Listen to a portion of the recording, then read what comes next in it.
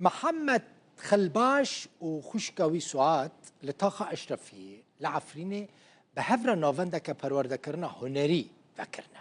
محمد زارو كان فيري تنبور سازو آمورين موسيقى دكه. سعاد جي وان فيري شيوكاري دكه. أشرفية جبركو هناكي بلنده لعفرينة زاروك نكارن جبوكو فيري موسيقى وشيوكاري ببن بتشن ويداره جبروه كي او نوفند جبو وان زاروكان لناوا باجار عفرينه هاتي فكرن تشتي خوش دوي ناونده دا او کو زاروک فيري ستراني نتوي نشتمان پروري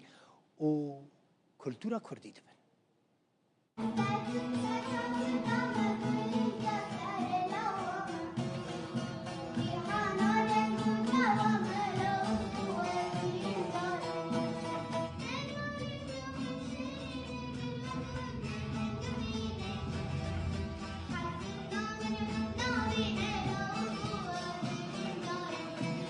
مرحبا، از فريدة ما صف التنجمة موهبة من تنبير وكلام واش تنبير برحزكا ورن عفرين بردو رسرما ومولي ماجي يعني الأشرفية وامجي نكون تنهل دوكا بنجيرن وتنهل كشنجورن اما بدارنو مركز خلباش باكرن واجي وقت مركزي خلباش وبرمدا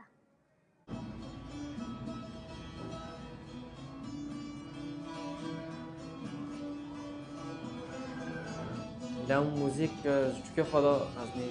اللي بخمه سوالو یک جون پرس کرد بینی شو عالمی تنبیه شو عالمی تنبیه بس سوال سوی چطن جمعه لانه جرکی خوزانم از تنبیه دخم جرکی وقتی به از خوزانم از حمد قرباش ما تنبیه دخم لام چند سال دوی رنگ اکادمی من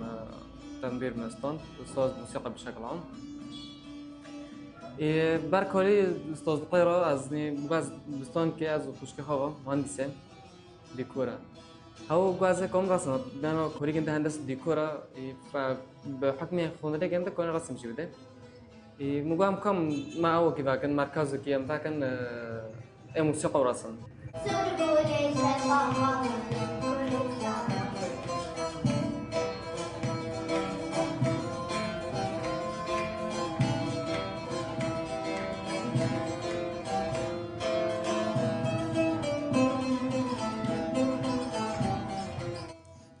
دجي مبادئ واساسيات الرسم برطالب تعلمين وامجار صار فنانين وهو دانوس مدارس وشرح دكن